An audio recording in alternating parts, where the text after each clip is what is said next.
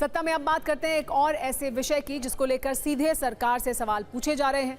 ये मुद्दा है अयोध्या में राम मंदिर में हुई चढ़ावा चोरी का। इस मामले में एसआईटी जांच से लेकर सुप्रीम कोर्ट तक हलचल है। कई अपडेट हैं। इस पर हमने सत्ता की एक विशेष कुंजी आपके लिए तैयार की है जिसके 3 हिस्से हैं। पहला हिस्सा एसआईटी की रिपोर्ट और सुप्रीम कोर्ट में सुनवाई वाला है। चढ़ावा चोरी को लेकर सुप्रीम कोर्ट में 4 याचिकाएं दी गई हैं। आज सीबीआई जांच की मांग वाली याचिका पर सुनवाई हुई। इस दौरान सॉलिसिटर जनरल तुषार मेहता को मुख्य न्यायाधीश के सवालों का सामना करना पड़ा। कल सुप्रीम कोर्ट में एसआईटी ने सीलबंद रिपोर्ट दाखिल की थी। दूसरा हिस्सा निर्मोही अखाड़े की याचिका वाला है जिसमें रामलला की नई मूर्ति की स्थापना को लेकर आपत्ति है और अखाड़े की डिमांड है कि मूल मूर्तियों को वापस गर्भगृह में स्थापित किया जाए या फिर उन्हें अखाड़े को लौटा दिया जाए।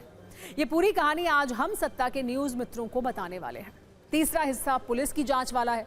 चढ़ावा चोरी की जांच में पुलिस को कई नए सबूत मिले हैं। अभियुक्त टिन्नू यादव के घर से कार और बुलेट बरामद की गई है। सवाल यही है कि चढ़ावा चोरी में अभी और कितने राज बाकी हैं। इससे संबंधित सारे अपडेट हम आपको देते रहे हैं। पहले चर्चा करते हैं सुप्रीम कोर्ट में आज हुई सुनवाई वाली खबर की। सरकार की तरफ से सॉलिसिटर जनरल तुषार मेहता ने सीजेआई के तीखे सवालों का जवाब दिया। आपको बताते हैं कि आज चढ़ावा चोरी पर कोर्टरूम के अंदर क्या हुआ। Chief justice of India Suryakant, justice Joy Mallya Bagchi और जस्टिस वी मोहना की बेंच ने सुनवाई की। सीजेआई के सवालों पर तुषार मेहता ने कहा कि अदालत के आदेश के अनुसार स्टेटस रिपोर्ट दाखिल की गई है। पुलिस की जांच चल रही है। 8 लोगों को गिरफ्तार भी किया गया है। सीजेआई ने और भी कई सवाल किए। ये पूछा कि कौन जांच कर रहा है। इसके जवाब में एसजी तुषार मेहता ने कहा कि अब पुलिस जांच कर रही है, पहले एसआईटी जांच कर रही थी। सीजेआई का अगला सवाल ये था कि एसआईटी में तो जिम्मेदार अधिकारी थे। इसके जवाब में एसजी ने बताया कि 2 आईएएस अधिकारी एसआईटी में हैं। ये भी पूछा गया कि एसआईटी फिर से गठित नहीं की जा सकती है। इसको लेकर एसजी तुषार मेहता ने कहा कि कोई आपत्ति नहीं है। इसी सुनवाई के दौरान एक सीनियर एडवोकेट ने यह कहा कि ट्रस्ट ने हर भक्त से चंदा मांगा था, रसीदें भी थी, लेकिन पैसा मंदिर तक नहीं पहुंचा। ऐसे में सुझाव है कि सभी रसीदों को वेबसाइट पर सार्वजनिक किया जाए। लोगों को पता चलना चाहिए कि उनका पैसा पहुंचा है या नहीं। सीजेआई ने इसका भी जवाब दिया। उन्होंने कहा कि वेबसाइट नहीं, लेकिन रिकॉर्ड को अच्छी तरह से सहेज कर रखना चाहिए। इस सवाल पर एसजी ने बताया कि निष्पक्ष जांच के लिए जो भी जरूरी होगा वो कदम उठाया जाएगा। मुख्य न्यायाधीश ने यह भी कहा कि रिपोर्ट के आधार पर इस मामले में आगे की कार्रवाई की जाएगी। अगले सोमवार को एक बार फिर से इस पर सुनवाई होगी। आपको बता दें, चढ़ावा चोरी से जुड़ी 4 अलग अलग याचिकाएं सुप्रीम कोर्ट में दाखिल की गई हैं। इनमें सीबीआई जांच, मंदिर में दान के प्रबंधन से जुड़े अलग अलग विषयों की समीक्षा के लिए एक्सपर्ट कमेटी जैसी मांगे शामिल हैं।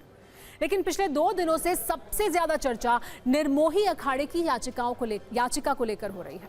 हाल में ही निर्मोही अखाड़े ने उच्चतम न्यायालय में एक याचिका दी है जिसमें यह आरोप लगाया गया है कि नवंबर 2019 के अयोध्या फैसले को पूरी तरह लागू नहीं किया गया है। निर्मोही अखाड़े ने 2019 के फैसले के सही और पूर्ण क्रियान्वयन की मांग की है। सुप्रीम कोर्ट के फैसले के 2 पैराग्राफ का जिक्र भी किया है। एक है पैराग्राफ 804 और दूसरा है पैराग्राफ 805। अखाड़े की सबसे प्रमुख आपत्ति नई मूर्ति की स्थापना को लेकर है। ये चुनौती दी गई है कि ट्रस्ट के पास गर्भगृह में 1950 और 1982 से जुड़ी मूल रामलला विराजमान की मूर्तियों को बदलने या उनकी जगह नई मूर्ति स्थापित करने का कोई कानूनी अधिकार नहीं था। सिर्फ 8 पॉइंट इस याचिका की पूरी कहानी है जो हम आपको समझाने वाले हैं। अखाड़े की ओर से सुप्रीम कोर्ट में दी गई याचिका में यह कहा गया है कि गर्भगृह में पुरानी मूल मूर्तियों की पुनर्स्थापना की जाए या निर्मोही अखाड़े को मूल मूर्ति वापस सौंप दी जाए। याचिका में इसका भी जिक्र है कि ट्रस्ट का काम सिर्फ मंदिर का प्रबंधन संभालना था। यह आरोप भी लगाया गया है कि ट्रस्ट का काम विवाद से जुड़ी मूल मूर्तियों को बदलना नहीं था। यह भी कहा गया है कि नई मूर्ति को मुख्य स्थान पर स्थापित करने का कोई कानूनी अधिकार नहीं था। ट्रस्ट को केवल मंदिर के प्रशासन और प्रबंधन का अधिकार दिया गया था। याचिका में इसका भी जिक्र है कि रामलला की मूल मूर्तियां दशकों तक कानूनी लड़ाई के दौरान पूजा का मुख्य केंद्र बनी रही। कुल मिलाकर मंदिर ट्रस्ट पर सवाल उठाया गया है। निर्मोही अखाड़े की ओर से कई मांगे भी की गई हैं। ट्रस्ट का पब्लिक ट्रस्ट के रूप में पुनर्गठन हो। ये आरोप है कि वर्तमान श्री राम जन्मभूमि तीर्थ क्षेत्र ट्रस्ट बिना किसी पर्याप्त जवाबदेही के एक प्राइवेट ट्रस्ट की तरह काम कर रहा है। इसके अलावा उचित प्रतिनिधित्व की मांग की गई है। इसका जिक्र है कि वर्ष 2019 के ऐतिहासिक फैसले के बावजूद अखाड़े को ट्रस्ट में सही और अर्थपूर्ण प्रतिनिधित्व नहीं दिया गया है। इसके अलावा निर्मोही अखाड़े ने राम मंदिर में अपनी पारंपरिक भूमिका को मान्यता देने की भी मांग की है। उन्होंने जोर दिया है कि मंदिर में होने वाली सभी सेवा, भोग, पूजा और अन्य धार्मिक अनुष्ठान पूरी तरह से उसी रामानंदी परंपरा के अनुसार होने चाहिए, जिसका पालन अखाड़ा सदियों से करता आ रहा है। हाल ही में राम मंदिर में दान और कीमती सामान के प्रबंधन को लेकर उठे विवादों को भी अखाड़े ने अपनी याचिका का आधार बनाया है। निर्मोही अखाड़ा को केवल एक पद दिया गया जो ट्रस्ट बॉडी में। हमारी मांग थी कम से कम 3 या 5 लिया जाए। तो इस बात के लिए हम लोग वहां गए हैं कि 9/11/19 को जो आदेश हुआ उसमें एप्रोप्रिएट रिप्रेजेंटेशन का मतलब क्या है, उसकी व्याख्या की जाए। तो एक पॉइंट ये है, 8 पॉइंट की हम लोग मांग किए हैं, जिसमें एक बात है कि फॉरेंसिक ऑडिट के बारे में हमने मांग की है। और उसके अलावा हमने 2 मांग और की है, जिसमें है कि 5 जनवरी 50 और 16 फरवरी 82 को जो वहां पे इनर एंड आउटर कोर्टयार्ड कुर्क हुआ था, तो उसमें से कुछ आइटम लिए गए थे, वो वहां पूजे में नहीं रखे जा रहे हैं। तो उसमें मांग की गई या तो उसको पूजे में सम्मिलित वहां किए जाएं या हम लोग को निर्मोही अखाड़ा रिटर्न कर दें। 9 नवंबर 2019 को सुप्रीम कोर्ट की 5 जजों की संविधान पीठ ने अयोध्या भूमि विवाद मामले में ऐतिहासिक फैसला सुनाया था।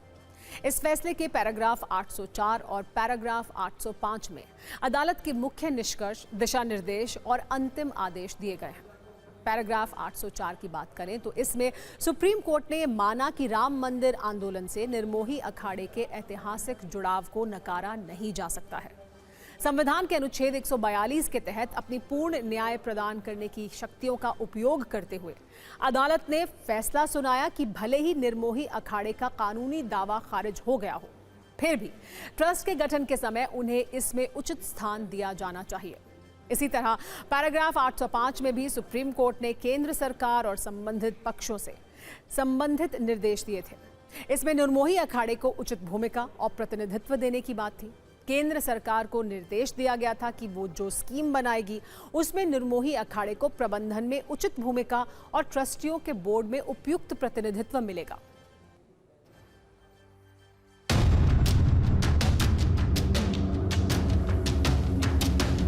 अपने भक्तों को ट्रस्ट बना के चोरी करने के लिए उनको कहा और आपके भक्त पूरे चोरी कर रहे हैं और आपने कानून बनाया और राम मंदिर के लिए, ट्रस्ट के लिए आप ही ने बनाया, आप ही ने नॉमिनेट किया लोगों को, आप ही के लोग उसमें हैं।